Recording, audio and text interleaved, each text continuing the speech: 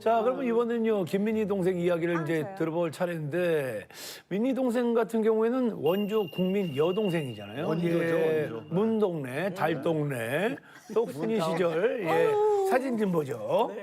야. 이게 똑순이 맞아? 네, 똑순이에요. 저 중학교 때 저 본 것 같아요. 아우, 세상에. 그 조금 이쁘게 나온 거를 가져다 주셔서 너무 감사합니다.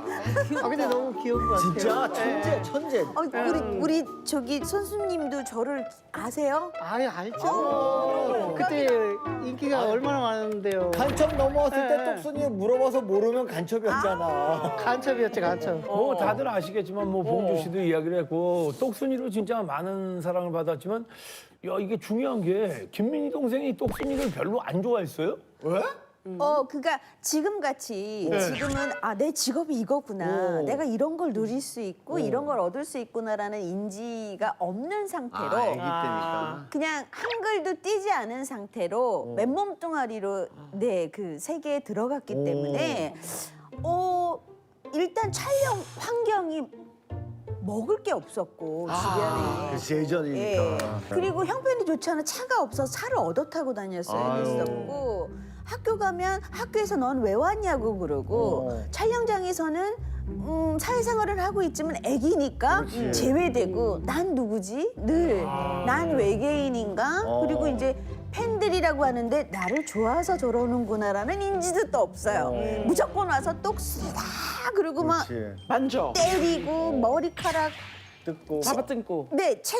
책에 꽂아 놓는다고 잡아뜯고 그리고 여기 얼굴 좀 찝어당기고. 찝고 내가 똑순이 귀여워서. 볼따구니 꼬집었다 막 이러고 맞아. 예 그러니까 악수 안 해주면 악수 안 해준다고 침뱉는 사람도 있고 뒤통수를 이렇게 많이 맞아서 제가 애가 뭘 알아? 그러니까요. 그러니까 그런 시달림이 이제 조금 힘들었고 내 생활이 싫다라는 그럴 수 건방진 있었겠네. 생각을 했었죠. 그럴 수 지금 있었겠어. 생각하면은 뭐 그게 다 인기의 척도인데 그걸 인지를 못했어요. 그래서 그 그걸 당시에는- 못했지 애기니까. 그 당시에는 우리 하는 거야. 팬들도 그 팬 문화가 이렇게 지금처럼 딱 이렇게 돼 있지 않아가지고 어떻게 좋아해야 되는지 방법을 몰라서 꼬집고 때리고 하는 게 만져보는 거야 진짜. 예. 그래서 진짜 자기가 텔레비 좀 봤던. 맞아요. 똑같나. 그리고 촬영 버스에 이렇게 타 있으면은 좀 쉬려고 잠이 부족하니까 자려면은 이제 동네 이제 오빠 언니들이 한 20명, 30명 와서 차를 흔들어요. 나와라. 그리고 그분들은 언제 봐? 숙소에 돌 던지고. 다 이해가 된다 진짜 얘기 들어보니까. 어린 시절에도 이제 고생을 참 많이 한 것 같은데 성인이 된 이후에도 저 활동을 하다가 공황장애가 왔어요. 공황장애인지 모르고 제가 무슨 병이나 뭐 하여튼 병원을 많이 갔어요. 원인을 찾으려고. 정신적으로 힘들어. 예. 근데 그때 뭐 공황장애란 단어도 없을 때 맞아. 뭐 저희는 스튜디오가 집이잖아요. 일단 스튜디오에 저 문이 닫히는 순간 식은땀과 그 압박감은 그거는 설명을 못 해요.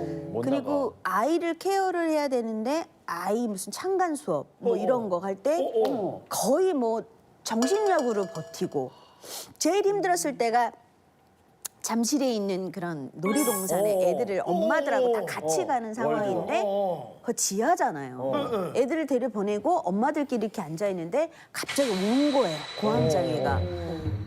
그래서 일단은 지상을 가야 되라는 생각으로 막 뛰어나와서 문을 열었는데 지하 주차장이었어요. 더 미쳐 그러면. 그래서 거기서 쓰러졌어요. 제가. 근데 이 젊은 친구 학생 둘이 절 보고 왜 그러시냐 그래서 저 1층 좀 데려다 달라고 낯선 사람한테 그래서 그분들이 1층으로 데려다 줬어요. 예. 심하셨네. 근데 그때는 알았으면은 약 먹었지. 이게 야무지게 대처를 했을 텐데 몰랐어요. 그때 뭐 정보가 없으니까. 나 왜 이럴까 그냥 모르지. 내가 신병인가 심장에 문제가 생겼나 심각하게 이제 일단 부담이 되거나 스튜디오 문이 잠기면 네 줄도 대사를 못 외우는 거예요. 그렇지. 이게 이렇게 다가와요. 대사가 이렇게 이게 일단 숨이 안 쉬어지니까 그래서 꼭 죽을 것 같아. 팝업책처럼. 거의 죽어요. 죽어 있어요. 입술이 하얘지고. 그래서 안 되겠다. 나는 이제 못 하겠다. 그런 생각도 했었죠. 연기할 때 민폐니까요. 예. 나는 비행기에서 오는 건 줄 알았어. 공항에서.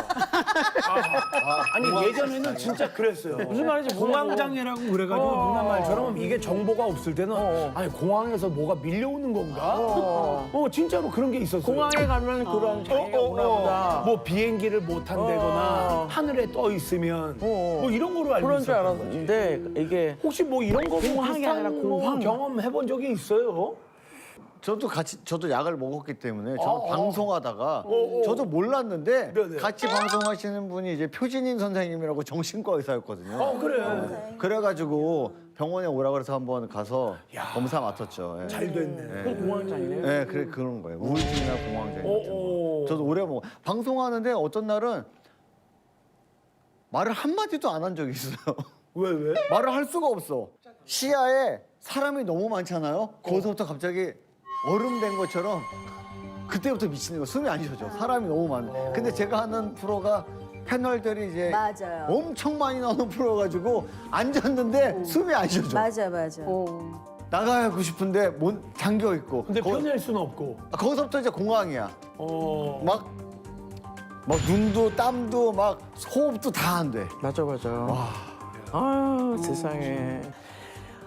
우리 이봉주 씨는 힘든 시기를 아내 덕분에 극복할 수 있었는데 우리 민희 씨 같은 경우에는 그렇게 싫어했던 똑순이 덕분에 힘든 시기를 극복해낼 수 있었다고요? 이건 또 어떤 말이에요? 어떻게 활동하고 어떠한 인기를 얻었는데 인지를 못한다고 그랬었잖아요. 나쁜 것만 기억이 나는 거예요. 근데 어느 날 제가 지방에 행사를 갔어요. 근데 어느 어머님이 저 노래 순서가 끝나고 뒤에 순서가 많이 남았는데 지팡이를 짚고 까만 비닐을 들고 따님이랑 같이 오신 거예요. 이렇게 약간 걸음이 불편하신 채에서 왜요 어머니 그랬더니 내가 그 광고에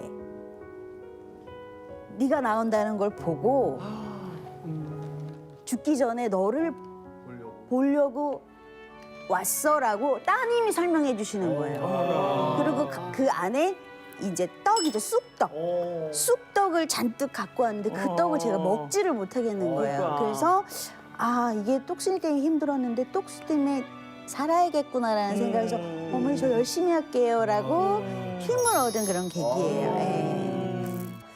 행사장 가면 어머님 아버님들이 저를 막 아이의 대하듯이 너무 귀하고 엉덩이도 두드려 주시고 볼도 고집어 주시고 그래서 그분들한테 그런 순간을 제가 감히 안겨드릴 수 있다는 게 너무 행복한 거예요. 그래서 불러만 주시면 열심히 다니고 있어요. 예. 어머님 이제 저 두 사람이 이제 인생 이야기를 들어봤는데 앞으로 이제 좀 더 잘 될 거라고 좋은 말씀 좀 해주시죠. 덕담? 예. 아니 내가 나이가 먹었어도 오늘 많은 걸 배웠어. 참고 기다리고 많은 사람에게 좋은 일을 줬기 때문에 이렇게 오늘날 좋은 거야. 앞으로도 겸손하게 행복하게 사람답게 살기를 바라겠어. 감사합니다.